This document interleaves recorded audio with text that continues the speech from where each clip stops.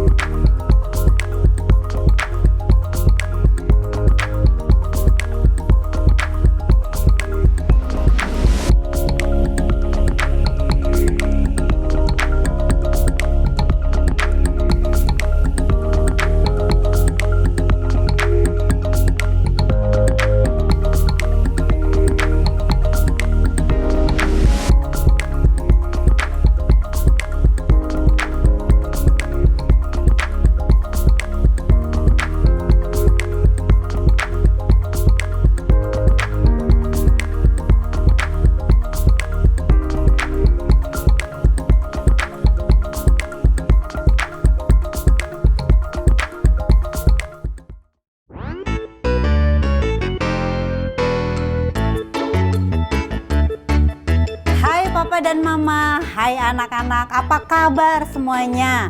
Ingat, selalu ada keseruan di hari Minggu tepat jam 10 pagi di ibadah online Star Kids. Ya, diawali dengan game time yang dilakukan bersama dengan orang tua dan anak, itu yang membuat jadi seru. Kalau belum tergabung di dalam 4 grup Star Kids yang ada, bisa menghubungi nomor WhatsApp saya di bawah ini. Tuhan Yesus memberkati.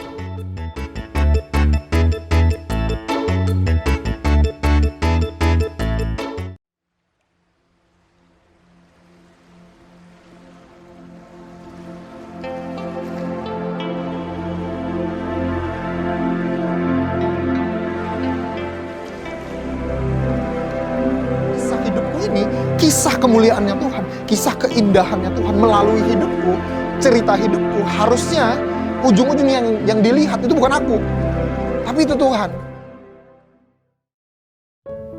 Selamat hari Minggu Jemaat MDC Jakarta. Senang sekali hari ini kita dapat berjumpa kembali dalam ibadah online. Hari ini firman Tuhan akan disampaikan oleh Pendeta Raditya Olawan dengan tema Grow Together, bertumbuh bersama. Mari siapkan hati kita untuk ikut memuji dan menyembah Tuhan dan menikmati hadirat-Nya. Selamat mengikuti ibadah online, Tuhan Yesus memberkati. Selamat hari Minggu Jemaat Tuhan dimanapun Anda berada saat ini. Mari sama-sama kita naikkan ucapan syukur sebab Dia baik. Terima kasih Tuhan, Engkaulah sumber kekuatan kami, Engkaulah mazmur dalam hidup kami. Terima kasih Tuhan, terima kasih Yesus. Haleluya. Kami bersyukur sebab Engkau baik Tuhan. Terima kasih Tuhan.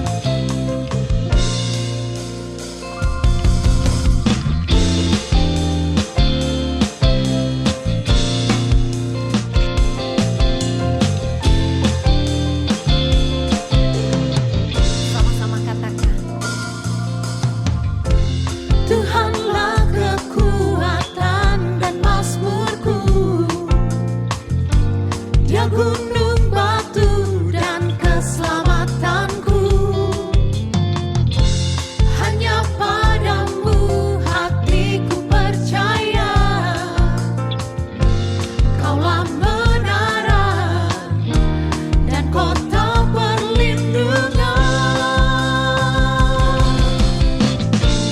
Ku mau selalu bersyukur sebab cintamu padaku takkan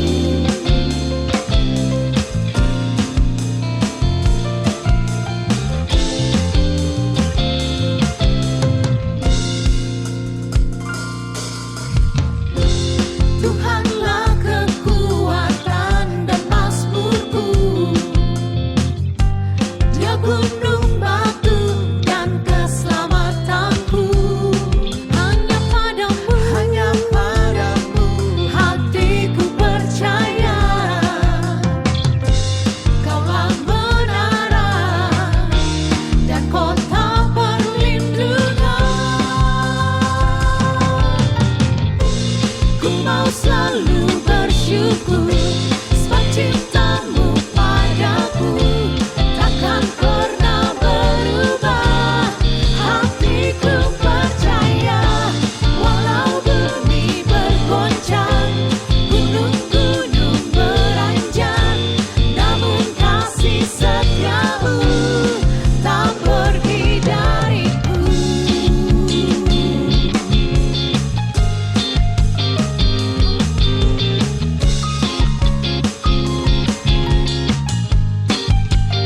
Terima kasih Tuhan, Engkau baik. Kami menaikkan ucapan syukur hanya bagi Engkau Tuhan.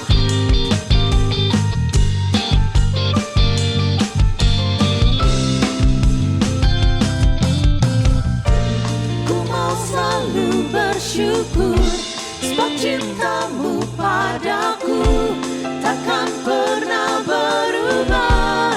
Hatiku percaya walau bumi bergoncang, gunung-gunung beranjak, namun kasih setiamu tak pergi dariku.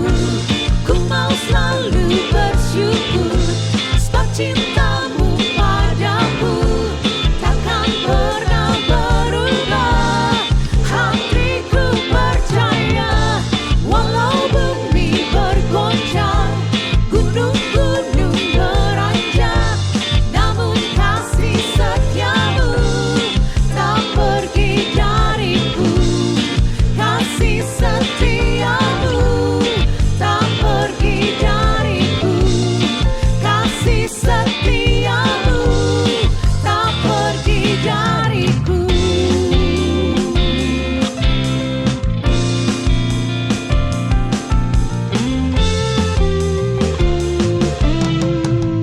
Amin. Terima kasih Tuhan. Terima kasih Yesus. Terima kasih untuk setiap hal yang baik Tuhan, yang boleh terjadi dalam hidup kami Tuhan. Terima kasih Tuhan. Terima kasih Yesus, Kau selalu ada di dalam hidup kami Tuhan. Kau kekuatan kami Tuhan. Haleluya.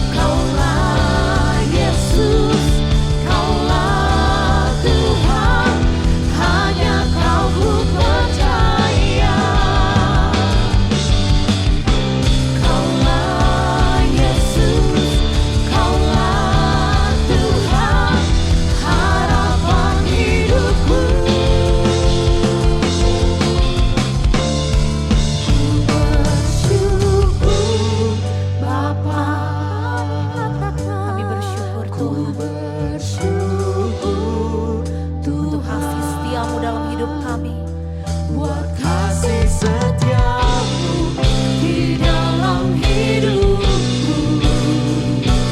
Ku bersyukur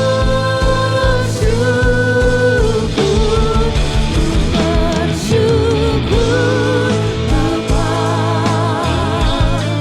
ku bersyukur Tuhan buat kasih setiamu di dalam hidupku. Ku bersyukur, ku bersyukur Bapa, ku bersyukur Tuhan buat kasih setiamu di dalam hidupku. Ku bersyukur,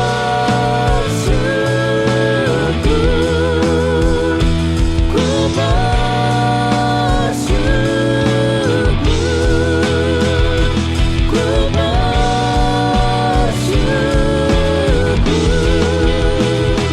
Tuhan.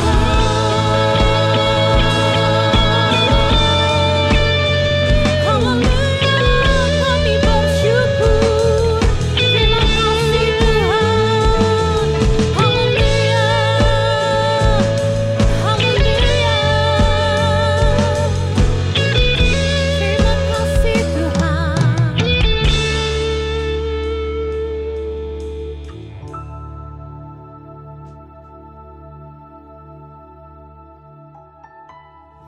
Shalom saudara, selamat hari Minggu.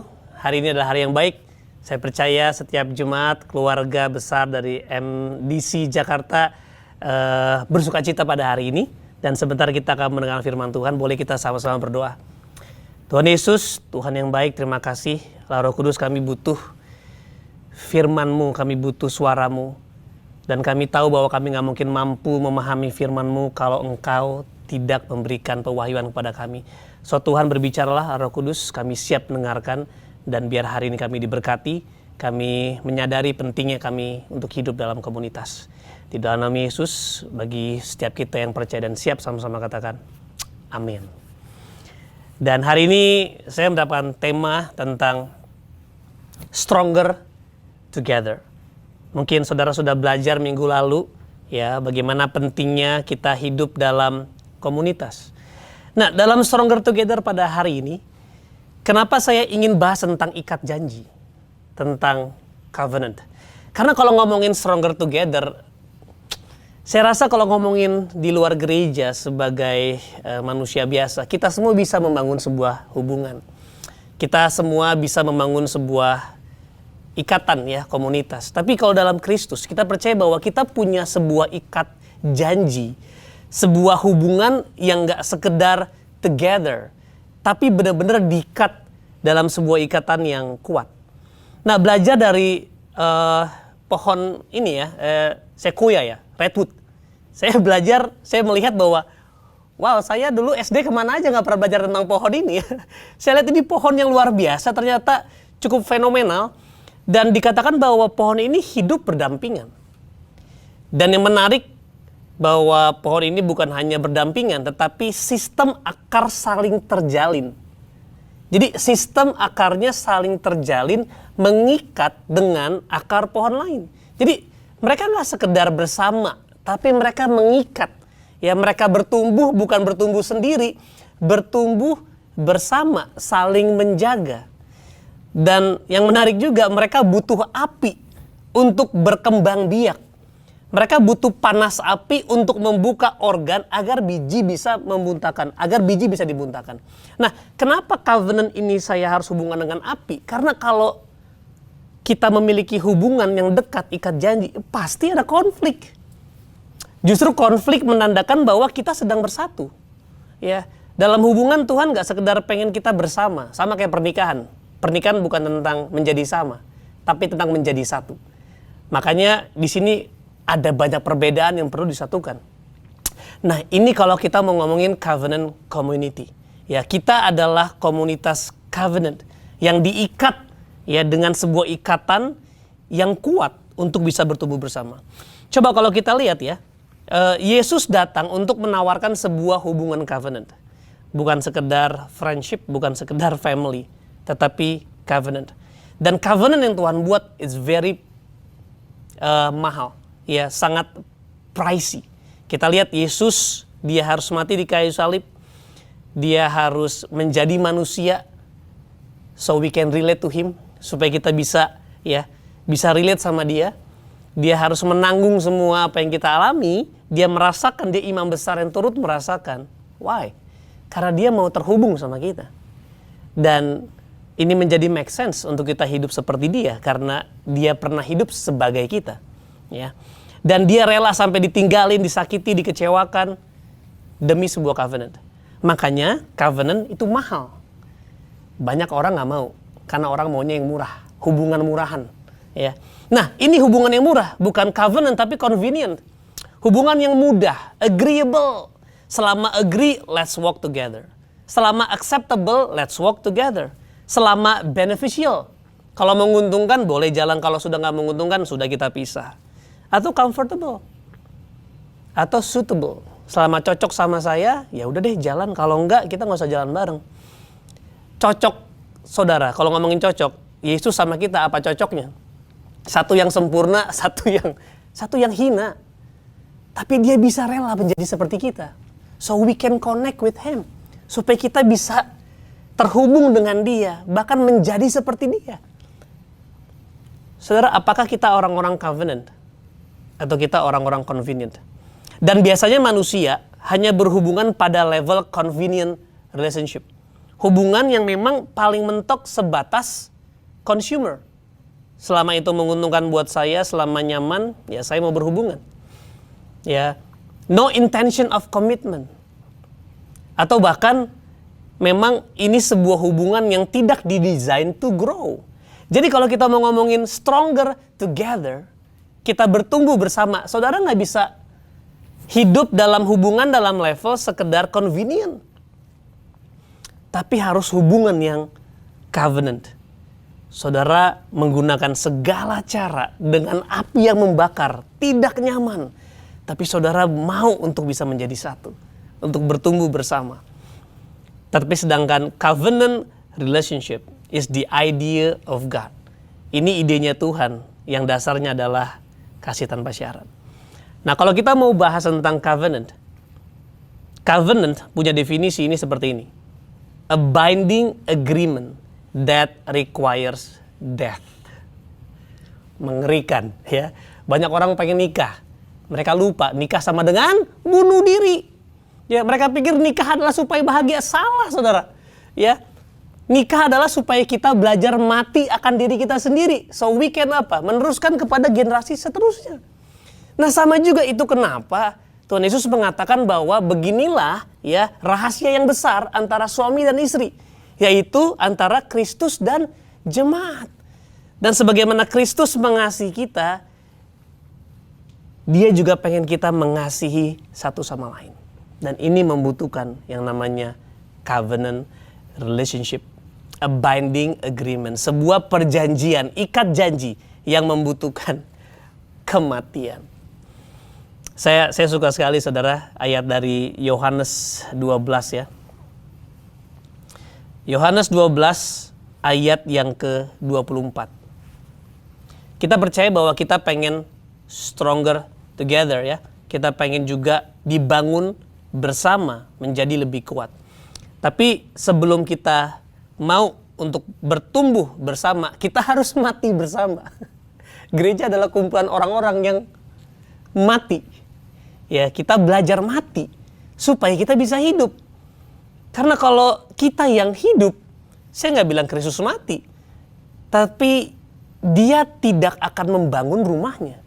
Ya, saya teringat Wahyu 3 ayat 20. Di situ Yesus mengetuk pintu. Artinya apa? Yesus di luar rumah, kita sibuk di dalam rumah, meeting, rapat program. Yesusnya di luar. Padahal kalau kita izinkan Yesus di dalam dan membangun rumahnya. Wow. Upon this rock I will build my church. Di atas batu karang ini aku akan mendirikan jemaatku, dan pintu alam maut tidak bisa menguasainya. Artinya ketika kita membangun sebuah hubungan dengan dasar covenant, di situ gereja akan terbangun. Ya.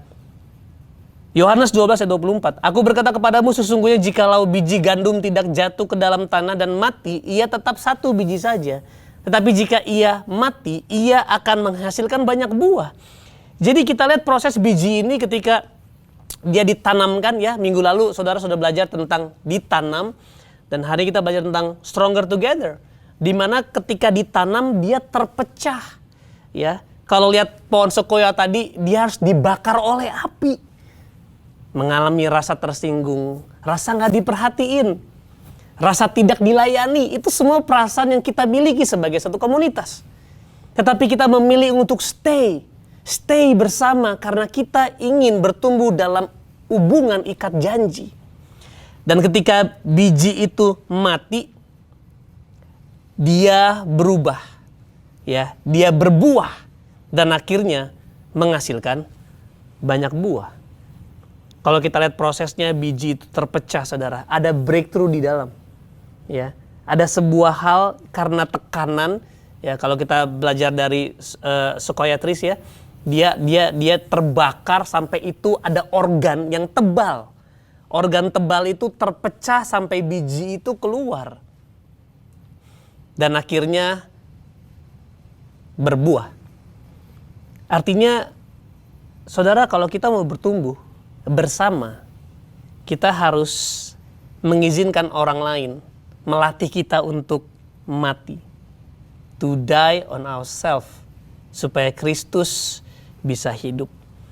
Dan saya sudah berkali-kali, saudara, ya, mati. Karena seringkali saya hidup. Ego saya hidup. Ya, kesombongan saya hidup. Kepentingan saya hidup. Agenda saya hidup. Itu bisa muncul sewaktu-waktu, saudara. Tapi bersyukur ketika kita memutuskan buat hidup bersama, bergandengan tangan, untuk tetap stay ya dalam komunitas tersebut, dalam keluarga ini. Akhirnya saya mengizinkan setiap orang di sekitar saya untuk membuat saya mati. But it's good. Kenapa? Karena ketika saya mati, di situ Kristus hidup. Itu kenapa stronger together bicara tentang kita ditanam dalam sebuah ya tanah, dan kita mengikat satu sama lain, dan kita terpecahkan.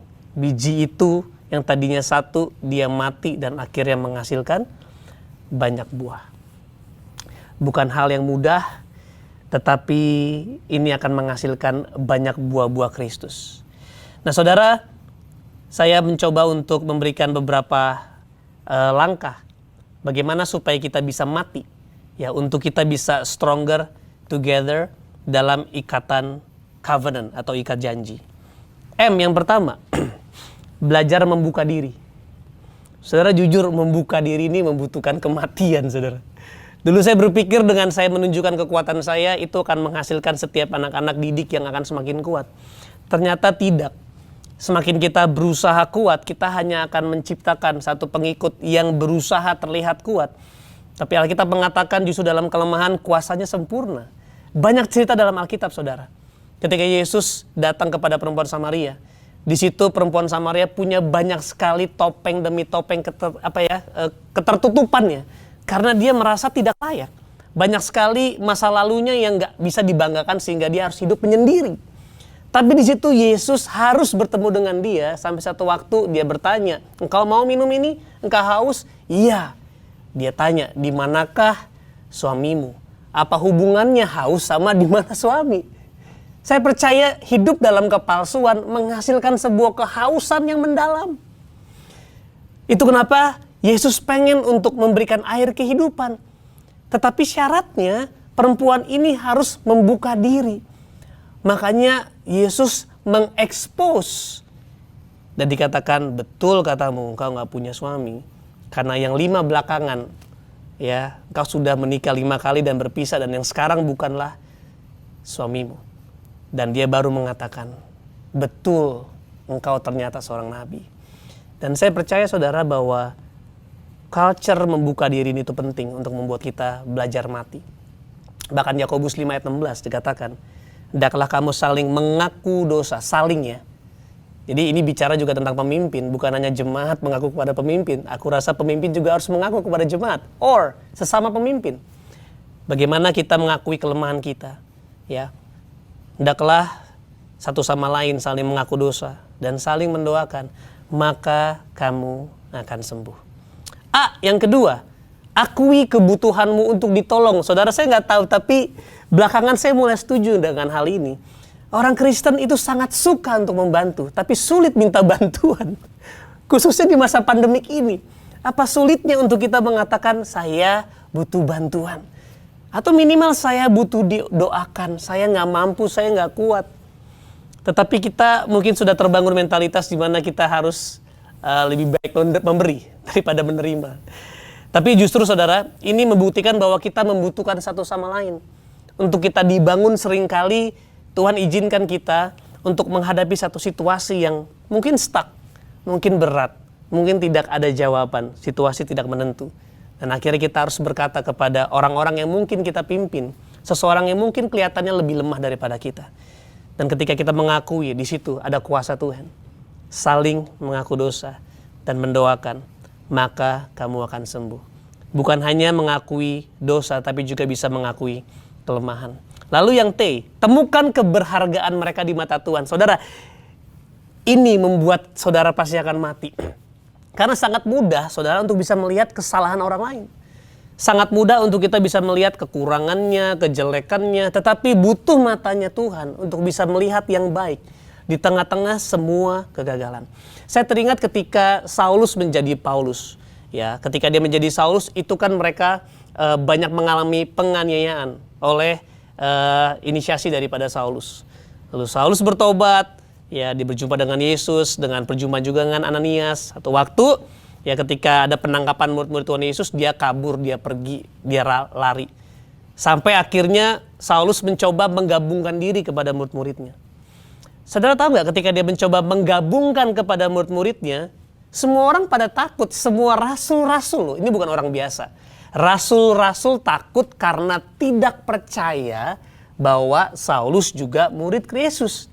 Dan yang menarik, ada satu kalimat begini. Tetapi Barnabas menerima dia dan mendengar kesaksian tentang Saulus dan menceritakan kepada murid-murid yang lain. Pertanyaannya, bagaimana kalau Saulus bohong? Bagaimana kalau cerita-cerita yang Saulus katakan tentang perjumpaan dengan Tuhan adalah hal yang bohong? Tetapi sama dengan namanya, Barnabas adalah son of encouragement. Anak yang suka membangun. Artinya apa? Melihat keberhargaan seseorang. Walaupun melihat kelemahannya, tapi tidak menjadikan kelemahan sebagai sesuatu yang harus diperhitungkan.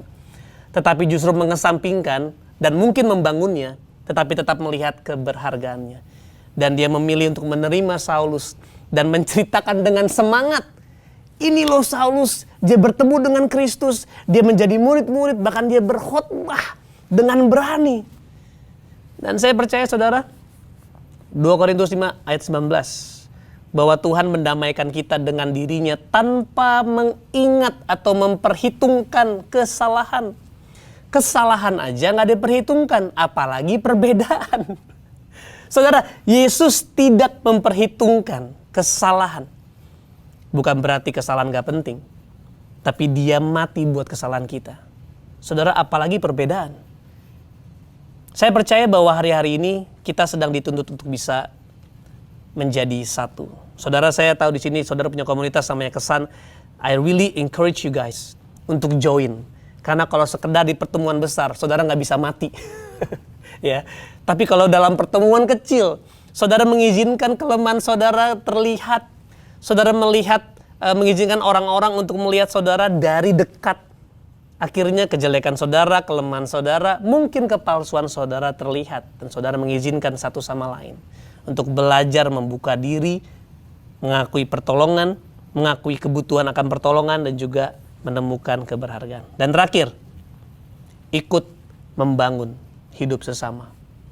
Bagaimana kita hidup bersama bukan sekedar mau dilayani, tapi ikut mempedulikan kebutuhan satu sama lain. Sesama anggota kesan, cari tahu apa yang bisa dibantu, apa yang bisa ditolong, dan mulai memberikan diri untuk bisa ikut membangun.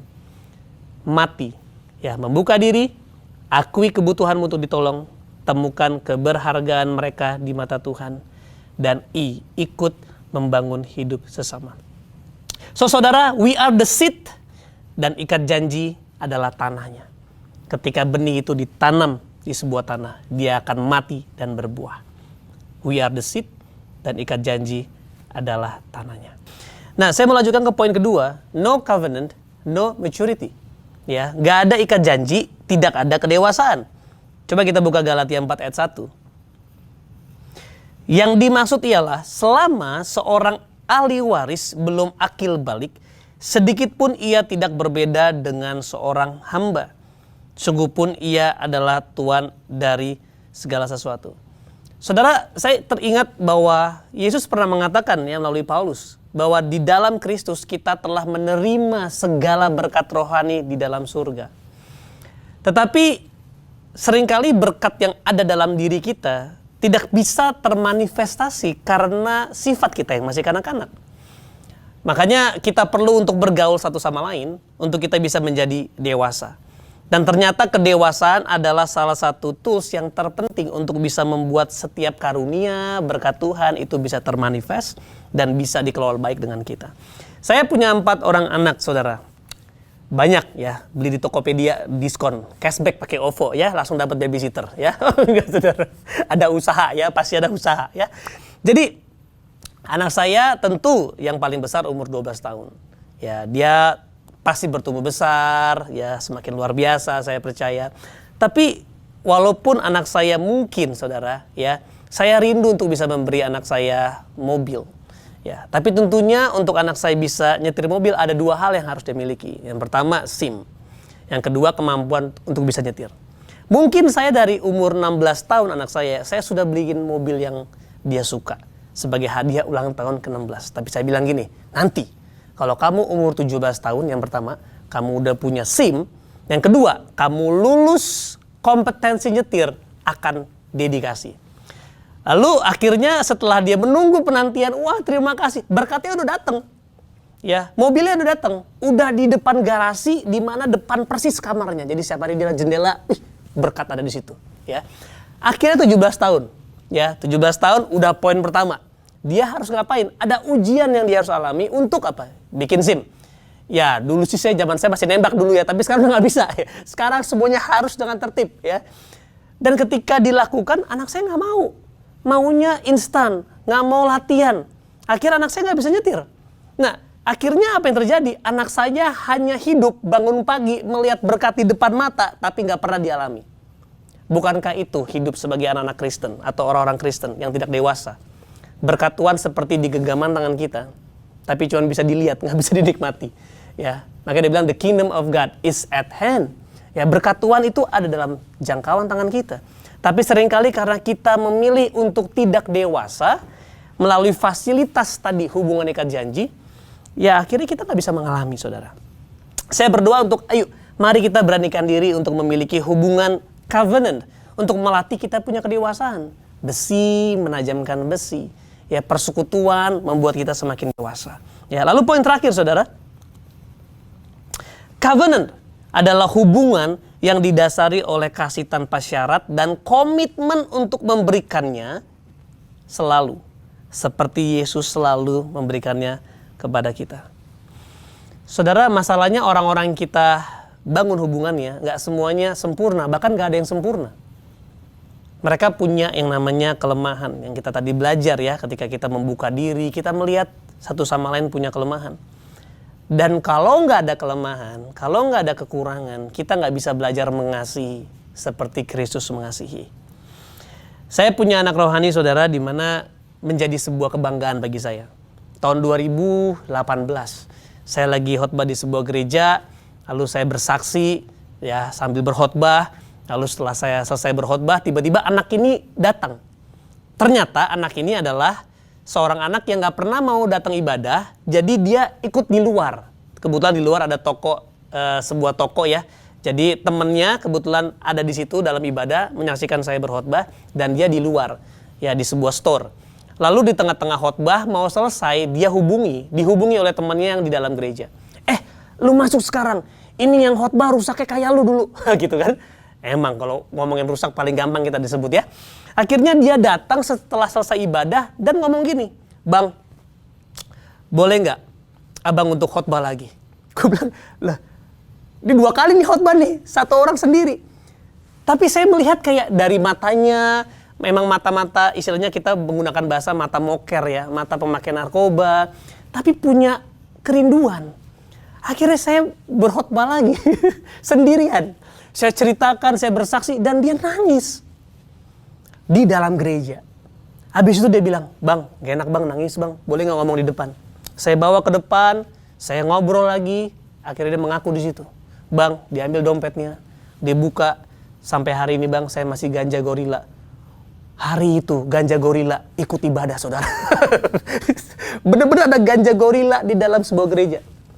Jujur ketika saya melihat, saya merasakan saya melihat saya beberapa tahun lalu. Mungkin hari ini saya diizinkan khotbah di sini karena saudara melihat saya sekarang. It's very easy for people that admire people that already change. Mungkin gampang untuk saya bisa minta bantuan sama Pastor Tommy, saya minta bantuan sama mungkin orang-orang yang sudah dewasa. It's very easy to see them, ya. Tapi saudara bisa nggak melihat mereka 20 tahun lalu dengan kacamata yang sekarang? Nah jujur saya melihat waktu itu salah satu anak ini, saya langsung, padahal bukan dari jemaat kami. Tapi hari itu saya merasa ada sebuah hati yang hancur. Dan saya langsung bilang gini, namanya Andrew, besok lu ke rumah gua. Beneran besok dia datang ke rumah, nginep seminggu tuh. Di situ saya mentoring, saya bangun hubungan. Akhirnya dari situ dia mulai berubah, ya. Mulai banyak tanya, "Bang, boleh nggak sih bang masih ngerokok? Boleh nggak sih narkoba?" Itu pertanyaan-pertanyaan yang saya bilang, terserah pokoknya lu ikutin apa yang gue omongin. Kita renungin firman bersama-sama, lalu lu jangkau temen lu. Ya udah, dia mulai jangkau temennya dan luar biasa, saudara. 2 tahun itu bertumbuh sampai dia punya 4 keturunan dalam waktu 2 tahun. Nah, akhirnya komsel ini menjadi komsel yang kita namanya bengkel. Anak-anak remaja usia 16, 17, 18. Begitu meledak karena yang paling nakal bertobat. Ya, dan akhirnya anak-anak yang lain yang semi-semi nakal gitu, mulai pada ikut. Nah, tapi di tahun kedua dia harus pindah keluar kota. Dan jujur saya ngerasa kayak, Tuhan, aduh ini lagi on fire-nya Tuhan, kenapa dia harus keluar kota? Dan puji Tuhan masuk kuliah yang bagus waktu itu. Dan saya akhirnya bilang, yaudah kita bangun hubungan jarak jauh ya. Tapi nggak bisa dipungkiri hubungan kami agak ya ada jarak lah. Nah satu waktu saya memang melihat pertumbuhannya mulai menurun ya. Mungkin karena tidak ada mentor, saya mencoba untuk menghubungkan dia dengan mentor-mentor di sana. Karena saya bilang penting namanya komunitas. Jadi cari komunitas itu, cari di mana untuk bersekutu, untuk bisa sharing terbuka, didoain, di mentor dan sebagainya. Nah akhirnya di saat itu tahun lalu ya, saya sedang berkhotbah di sebuah gereja di luar kota. Dan saya sedang mempersiapkan materi tentang komunitas. Yang mungkin saudara kenal dengan kesan, pentingnya komunitas. Dan ketika saya lagi mempersiapkan materi, saya sedang menaruh materi kesaksiannya anak ini. Saya sedang taruh dengan kesaksiannya. Tiba-tiba saya ditelepon. Bang, gua ketangkep. Mending ketangkep mantan, masih mending ya. Ini ketangkep polisi. Tangkep polisi. Saudara bayangin, anak yang saya banggakan, saya bangun. Dan dia pemimpin dari sebuah komunitas. Jatuh lagi ke narkoba dan ditangkap. Jujur hari itu, saya nggak tahu mau ngomong apa. Tapi saya bilang, bro, gue lagi mau khotbah, nanti gue telepon lagi ya. Akhirnya aku konekin kepada teman-teman, nah ini pentingnya ya, Tubuh Kristus. Saya hubungin beberapa pastor di Semarang dan puji Tuhan dibantu langsung. Tapi jujur, materinya saya hapus, saudara. Dalam hati saya, aduh gak layak banget nih. Saya hapus. Nah saya merenung, saya berdoa. Saudara tahu gak? Beberapa lama kemudian, Roh Kudus tegur saya di hati saya. Dia cuma ngomong gini di hati saya. Radit, ceritanya dia, ya. His story is my story. Dia cuma bilang, Radit, kisahnya dia dengan saya adalah kisah saya. Jangan dihapus. Nah, jujur saudara, kadang-kadang kita melihat kesalahan satu orang di satu waktu. Kita langsung melupakan perjalanannya semua dengan Tuhan. Seperti saya langsung delete. Saya pikir ini bukan cerita bagus. Tapi Tuhan tegur saya dengan mengatakan ceritanya dia dengan saya adalah cerita saya. Nah, Tuhan kayak mau ngomong sama saya, kamu masih mau berdiri gak buat orang ini? Yang mungkin seperti kayak Yudas atau seperti Petrus. Akhirnya saya langsung restore slide-nya, saya taruh lagi dan saya ceritakan di conference. Dan saya bilang dengan kesaksian yang sama, tapi di akhir saya minta jemaat mendoakan. Saudara, saya ingin minta doanya karena baru tadi saya ditelepon bahwa anak saya yang hari ini, yang saya ceritakan dengan bangga, baru terlibat kasus. Dan akhirnya saya gunakan final statement. Maukah kita berdiri sama orang yang sudah gak berdiri? Nah, ini kita bisa temukan dalam covenant. Mau gak kita tetap berdiri buat seseorang ketika ekspektasi kita sama orang tersebut sudah gak ada? Tapi bukankah Yesus begitu sama dengan kita?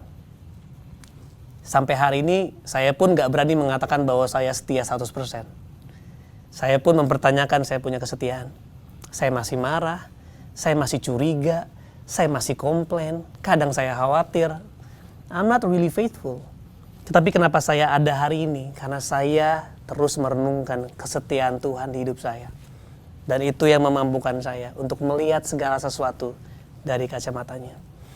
Dan saya berdoa saudara, saya yakin mungkin di Kesan, dalam divisi teman-teman Bapak Ibu sekalian, ada orang-orang yang memang mungkin gak sesuai dengan ekspektasi.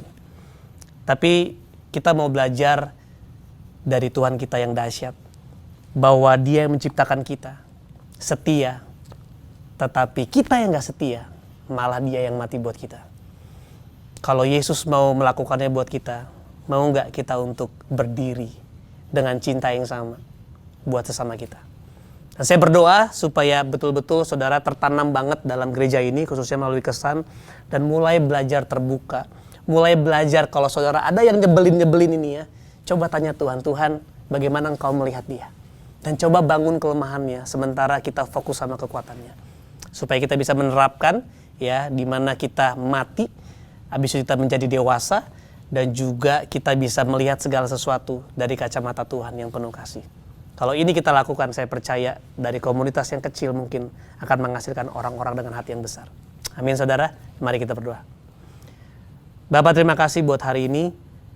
Terima kasih buat firman-Mu yang meneguhkan kami bahwa kami butuh satu sama lain untuk bisa bertumbuh bersama dengan ikat janji. Di mana dengan ikat janji ini kami bisa belajar mati bagi satu sama lain supaya Kristus itu hidup dari hidup kami. Dan kami belajar untuk menjadi dewasa melalui hubungan ikat janji. Besi menajamkan besi, ya manusia menajamkan sesamanya. Dan juga kami bisa belajar cinta kasih-Mu yang tidak melihat satu sama lain dari kelemahannya, tapi justru believe the best in others. Belajar untuk bisa menerima kelemahannya, membangun kelemahannya, dan melihat mereka sebagaimana Kristus melihat. Karena love is the perfect bond of unity. Kasih adalah ikatan yang sempurna yang menyatukan. Aku berdoa Tuhan, biar dari gereja ini, dari setiap kesan yang ada yang sedang dikerjakan melalui gereja ini Tuhan, bisa menghasilkan orang-orang yang luar biasa, orang-orang yang mahal, covenant people, bukan sekedar convenient people, orang-orang yang benar-benar hidup menyatakan kuasa dan kasih Tuhan. Terima kasih Tuhan Yesus, dikuduskanlah nama-Mu, datanglah kerajaan-Mu, dan jadilah kehendak-Mu di bumi seperti di surga melalui hidup kami. Di dalam nama Yesus, bagi setiap yang percaya, sama-sama kita katakan amin. God bless you. Saudara, sebentar lagi kita akan mengakhiri ibadah kita. Kita akan berdoa buat persembahan yang kita akan berikan kepada Tuhan. Dan saya akan berdoa buat setiap jemaat yang akan diakhiri dengan doa berkat. Mari kita berdoa. Segala puji syukur hanya bagi-Mu Tuhan, buat segala kasih dan anugerah-Mu yang telah Kau berikan buat kami. biarlah persembahan kami menjadi dupa yang harum bagimu. Terima kasih Tuhan, kami berdoa buat setiap jemaat Tuhan, biar jemaat Tuhan yang sakit disembuhkan Tuhan, dijamah oleh kasih dan anugerah Tuhan, yang lemah Tuhan berikan kekuatan. Jemaat Tuhan yang kekasih, mari angkat kedua tanganmu dan terimalah berkat Tuhan. Berkat kasih dan anugerah dari Allah Bapa kami yang di sorga, cinta kasih dari Tuhan Yesus Kristus di dalam persekutuan yang erat dengan Roh Kudus menyertai kita sampai kedatangannya yang kedua kembali. Amin.